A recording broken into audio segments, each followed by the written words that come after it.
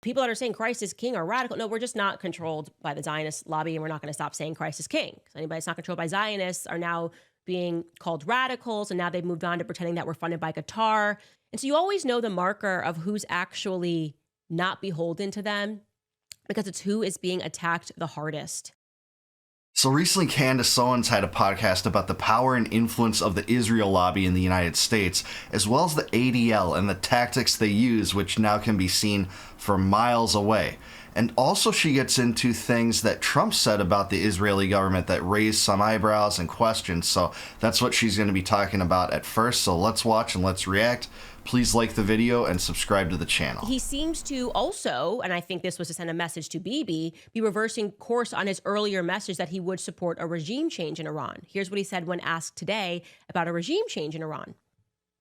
Do you want to see regime change in Iran? No.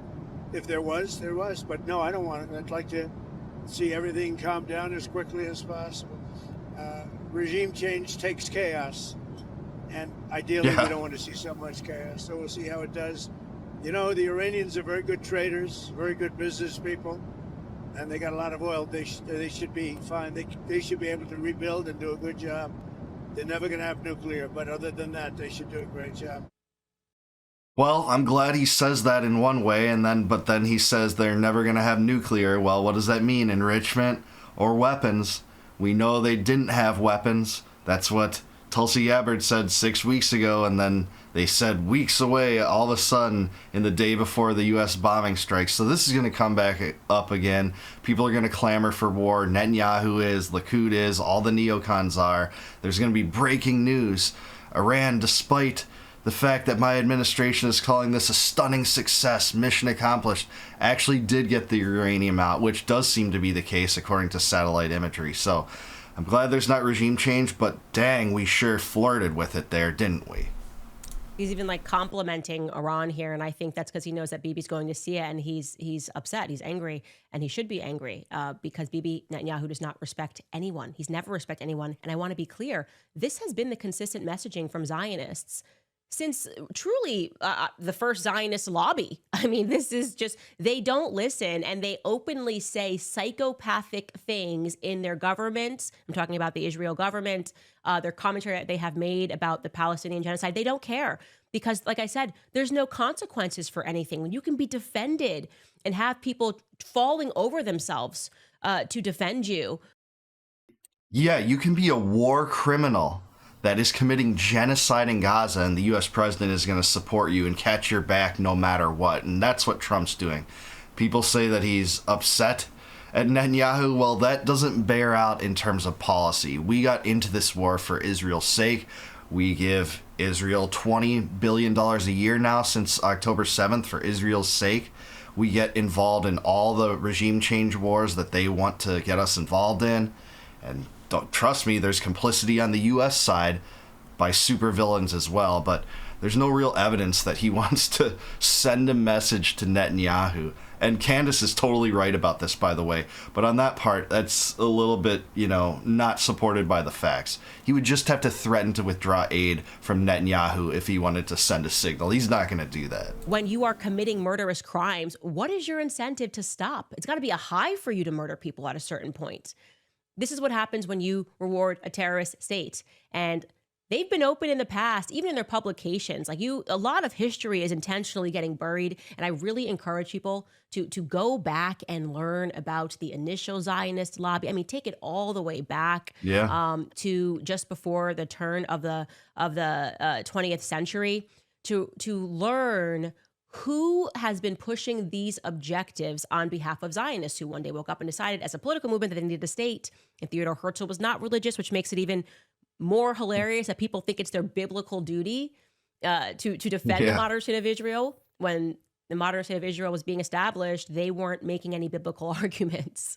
Yeah, that's absolutely correct. And if I was to recommend one single resource on this, the early Zionist movement, the formation of Israel, etc., it's Martyr Made's podcast called Fear and Loathing in the New Jerusalem. It's a fantastic podcast. Can't recommend it more. Daryl Cooper is Martyr Made, and that's really good, and it gets all into this. And I wanted to just even show you guys this because imagine who you have to be to have no fear as a publisher. And this is back from 2012. This person who is a Zionist and who was the publisher of the Jewish Times to openly write that if we don't get what we want, we'll murder a president. This is real. Okay. This is real. This was published. And you have this guy, and I gotta get his name here. This is like in the first Trump administration. I remember when this came up, I think. Here, so could you just back up first to the wider shot? What's his name here? Is it Andrew Adler? Andrew Adler, who is literally the publisher of the Jewish Times in Atlanta. And he just writes like, hey, what are we going to do if Barack Obama doesn't give us what we want? And he gives 3 things that they could do and says 3, we could give the go ahead for the US-based Mossad agents, excuse me. Why do we have US-based Mossad? Okay. US-based Mossad agents to take out a president that is deemed unfriendly to Israel in order for the current vice president to take his place and forcefully dictate that the United States policy includes it's helping the Jewish state obliterate its enemies. As if it hasn't helped it do that for, my entire lifetime and beyond that. And if this was during the Obama administration, understood. I thought it was during the Trump administration. It's funny that it's crazy, but that actually happened once. That there was a president who was not friendly to Israel and its incentives, and then he got kind of taken out. And then the person under him was unbelievably friendly to the Israeli state. Yeah, she's talking about JFK. JFK not only tried to stop Israel from acquiring nuclear weapons, he was worried about a nuclear Middle East and the escalations that could come from that, which, by the way, we're kind of seeing to bear out right now in this whole Iran deal. But he also wanted the AZS, which was the precursor to AIPAC, to register as a foreign lobby. And yeah, he was taken out just months after that. Imagine that. What a stunning coincidence. His name was Lyndon Baines Johnson. Anyways, back to the article. I digress. It goes on, it says, yes, you read number 3 correctly. Order a hit on a president in order to preserve Israel's existence. Think about it. If I have thought of this Tom Clancy type scenario, don't you think that this almost unfathomable idea has been discussed in Israel's most inner circles? Another way of... Yes, I do think that. I really do think that. Putting 3 into perspective goes something like this. How far would you go to save a nation comprised of 7 million lives, Jews, Christians, and Arabs alike? You have got to believe, like I do, that all options are on the table. With this in mind, pull that back up, it closes it. With this in mind, I again ask you, Prime Minister Benjamin Netanyahu, what would you do?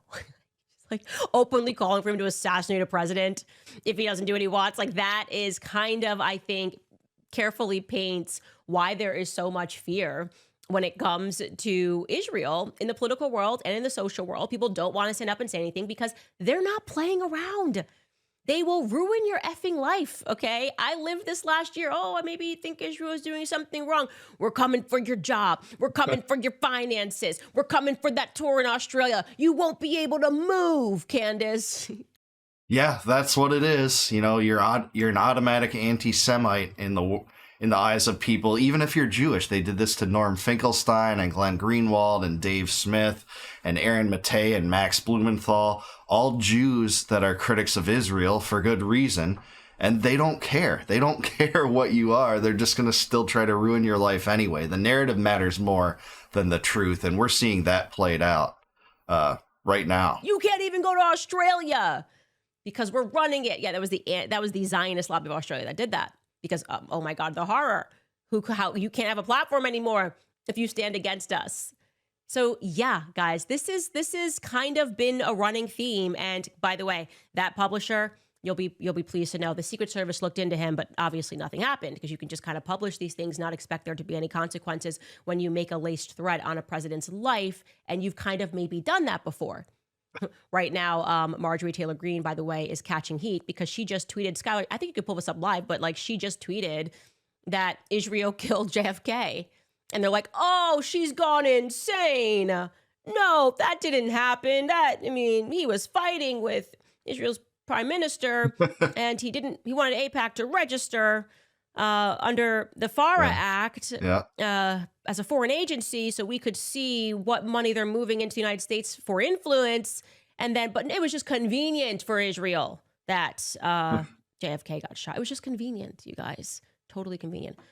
And Marjorie Taylor Greene has been fantastic on this Iran issue and non-interventionism in general. For a Republican, she's been truly fantastic on Israel. So you can see why people like her and Massey are being targeted in these kind of smear campaigns, obviously. It was convenient for Israel, by the way, when the towers went down.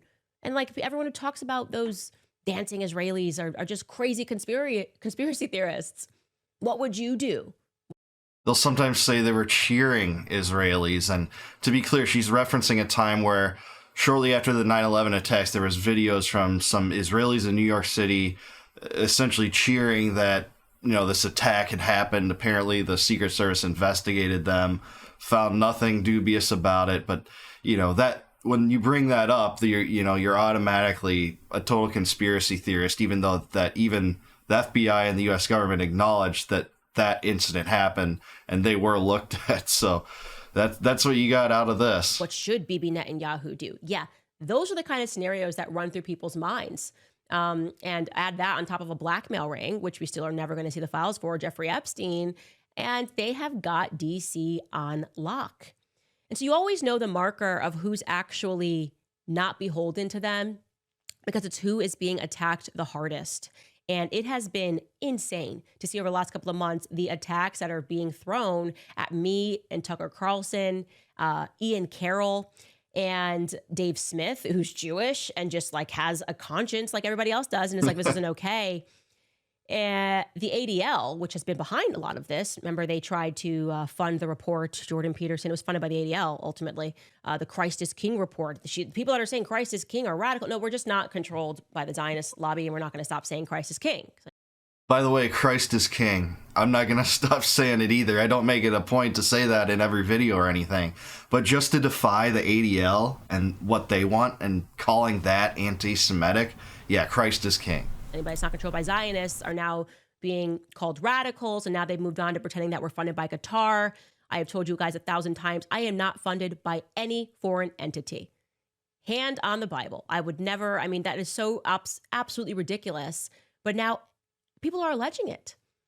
Yeah, the Qatar thing is really the latest psyop that the Israel Lobby and, you know, these neocons that support Israel at all costs have drummed up. The whole Qatari influence is freaking crazy. You look at the actual influence that AIPAC has and Israel has in the U.S. government. They basically have laid claim to about 500 elected officials. There's only about 35 that buck the trend of just supplying Israel with whatever it wants, whenever it wants, participating in all of Israel's wars, whenever it wants, and even a large portion of them supporting hate speech laws, but only to go after supposed anti-Semitism, which, by the way, includes a lot of just general criticism on Israel and not Jewish people. We've seen this in a few U.S. states rewriting their hate speech codes. I think both Georgia and Arizona did this recently in this regard. So, yeah, it spiraled out of control. But thankfully, I do believe that there is, you know, a lot of dissidents now that are waking up to the fact that this whole crusade of just calling everything you don't like anti-Semitism is the same thing that when liberals called anything they didn't like racism or sexism or classism or, you know, xenophobia, anything like that. I do think people are waking up to it, and, you know, people like Candace Owens are helping out in that regard, revealing and exposing this madness. Dave Smith is, you know, Thomas Massey is, talking about the influence of AIPAC. But, you know, these smear merchants won't go away, and they won't go away until, you know, the broad cross-section of America wakes up, doesn't take their lunacy and just laughs at them rather than, you know, just fearing that all this will destroy their lives. And trust me, they do have a lot of power to destroy lives, but this has to go the same way as wokeness did. And honestly, it's kind of like another form of wokeness to me. And the ADL spokesperson, Jonathan Greenblatt, was on MSNBC this morning, again naming me and Tucker Carlson. And this gets even better. Steve Bannon, they're saying. Steve Bannon is now a part of the woke right. Take a listen. And I have a question. As a Jew myself who is very involved with Reform Judaism and goes to synagogue and is committed to Judaism, is there space to criticize Netanyahu without criticizing the other Jews? Is there a space? She's so scared. And I'm wondering if you can speak about that, because I think that's a real, I don't know necessarily that Netanyahu has the backing of many Israelis. He doesn't. He's controversial. He was going to go down in a fraud case prior to October 7th. He has been long despised by many Israelis, and this battle's played out in the Israeli media, just not in the U.S. media. We see a lot of Israelis are maybe not so happy with some of how he operates. And I'm wondering if you could talk about that, because that's a real disconnect that a lot of us have. So there's a few things to unpack here. So first of all, I'm definitely not an expert on Israeli politics. And I know that his approval numbers were quite low before and then immediately after October the 7th. But from what I understand, Molly, they're quite high now. Israelis of both sides of the spectrum, people like Ehud Barak, who's certainly not a fan of Bibi, or Ehud Olmert, not a fan of Bibi, have said very clearly, and even the way he's doing the war in Gaza, said very clearly we needed to deal with Iran, and they're appreciating that. So I'm seeing... Olmert is a huge critic of what he's doing in Gaza, though. I'm almost certain on that. So his approval rating's not as strong in terms of all the factions within Israel that he's talking about. But either way, the U.S. shouldn't support Israel. And by the way, yeah, of course they're going after Steve Bannon right now and calling him woke right. You know why? Because he was really critical of the recent intervention in Iran. That's why. All you have to do to be called woke right to these people is be a critic of Israel. That's it. That's the only criteria. There's nothing more, nothing less. That the Israeli public is very positive on this latest round because Iran keeps saying Israel is a cancer, Israel is a tumor, we want to destroy it. Now, that being said, there is a lot of space to criticize policies of the Israeli government, the way they're prosecuting the war in Gaza, the way the prime minister has pushed for judicial reform. Like, there's lots of ways to criticize the Israeli state and not to demonize Israelis. Yeah, to take on policies of the country without delegitimizing it or questioning its existence. So, look, ADL does that. Lots of American Jews do that. But in this moment, what I'm focused on, really, are how the fringes, like the woke right, there the it Tucker is. Carlsons, There the we Steve go. Bannons, the Candace Owens, and the sort of radical left, the Hassan Pikers, and people like Mehdi Hassan, unfortunately, Max Blumenthal, have been fomenting anti-Semitism, blaming this war on the Jews or the Zionists or the neocons. And I think that kind of classic anti-Semitism I find very troubling. So I can't speak on Hassan or Piker, but I can, just laugh at this. He named several Jews that he says are spreading anti-Semitism. And none of the people that I know in the group of people he mentioned ever say it's the Jews that caused this. Yeah, the neocons, which, by the way, include a lot of American so-called Christians, like the Cheneys and Bushes and Lindsey Grahams, those vile creatures that support all this madness, too. But Max Blumenthal and Dave Smith, the far left and woke right, respectively, these are just critics of Israel that see what's going on, point it out, and he can't accept that. It's absurd. This is defamation, and, it's just the way things go. This is the mainstream take. They'll try to ruin your reputation and say you're guilty of anti-Semitism, even if you're Jewish. Oh, it's so troubling. You know, it's going to be troubling when people actually learn about the history of the ADL and how it was funded, it started from gangs that were going around threatening people. And then obviously learning that all you have to do is call something anti-Semitism and nobody can look at what you're actually doing. Yeah, I know the history of the ADL. You guys are actually thugs is what you are. And you're smear merchants. That's you deal in smears. And so you're going after the people that you can't control. So the second that you hear the ADL come out and start naming people, you pretty much should know that you can trust the people that they are naming are not being funded by them. Like I said, all roads lead back to the ADL. So now we know why there's been this weird proliferation of the term woke right from people that are radically pro-Israel and that are infiltrating the MAGA movement and trying to tear it apart. Well, so here's where I'll slightly disagree. Pro-Israeli Zionists have long been part of the MAGA movement. That movement includes a lot of people that are super pro-Israel.